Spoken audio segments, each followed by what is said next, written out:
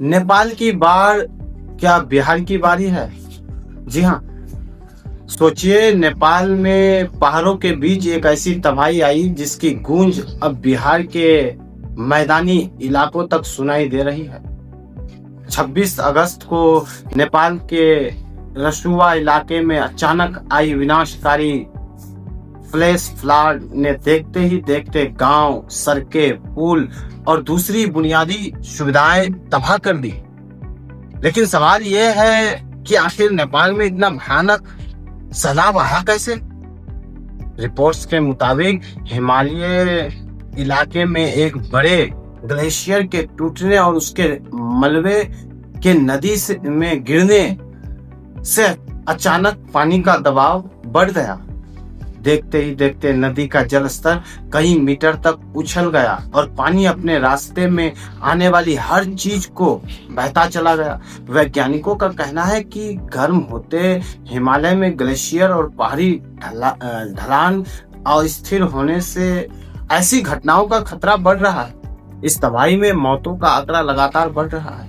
27 अगस्त तक अलग अलग रिपोर्टों में नेपाल और चीन के प्रभावित इलाकों में 350 से ज्यादा लोगों की मौत हुई और 1000 से ज्यादा लोगों के लापता होने की जानकारी सामने आई है। यानी यह सिर्फ एक बाढ़ नहीं, यह हिमालय में बदलते मौसम और बढ़ते प्राकृतिक खतरे की एक बड़ी चेतावनी है। लेकिन अब सबसे बड़ा सवाल, क्या इस बाढ़ का असर बिहार पर भी पड़ेगा? जवाब है, खतरा बिल्कुल नजरअंदाज नहीं किया जा सकता, क्योंकि बिहार की कई बड़ी नदियों का पानी नेपाल से होकर आता है। नेपाल में जब भारी बारिश या अचानक बाढ़ आती है तो उसका असर नीचे की तरफ बिहार के नदी तंत्र पर पड़ सकता है। खासकर गंडक नदी को लेकर बिहार में निगरानी बढ़ाई गई है। नेपाल से आने वाली पानी के कारण गंडक के जल स्तर में उतार चढ़ाव हो रहा है। इसी वजह से बिहार के कुछ इलाकों में प्रशासन को अलर्ट रखा गया है।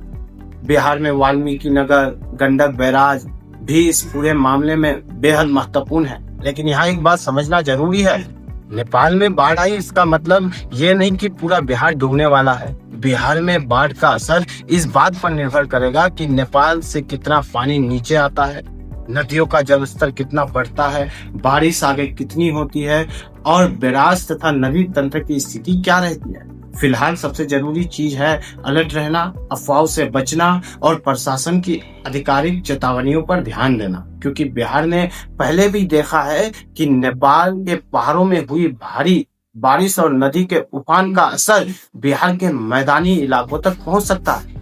आज नेपाल की तस्वीरें हमें एक सवाल पूछ रही है, अगर हिमालय में खतरा बढ़ रहा है, अगर ग्लेशियर अस्थिर हो रहे हैं, अगर अचानक आने वाली बाढ़ ज्यादा विनाशकारी हो रही है, तो क्या सिर्फ बाढ़ आने के बाद राहत पहुंचना काफी है, या फिर भारत और नेपाल को मिलकर ऐसी आपदाओं की पहले से चेतावनी देने और नदी तंत्र की निगरानी करने की व्यवस्था और मजबूत करनी होगी?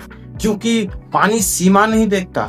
नेपाल में पहाड़ों से निकला पानी जब भारत की तरफ आता है तो उसका असर सिर्फ नक्शे पर नहीं होता, उसका असर लोगों की जिंदगी पर होता है। इसलिए सवाल सिर्फ ये नहीं है कि क्या नेपाल की बाढ़ बिहार आएगी, असल सवाल ये है, अगर आई तो क्या हम तैयार हैं? अपनी राय कमेंट में जरूर बताएं और इस वीडियो को ज्यादा से ज्यादा शेयर करें। Thanks for all, good luck.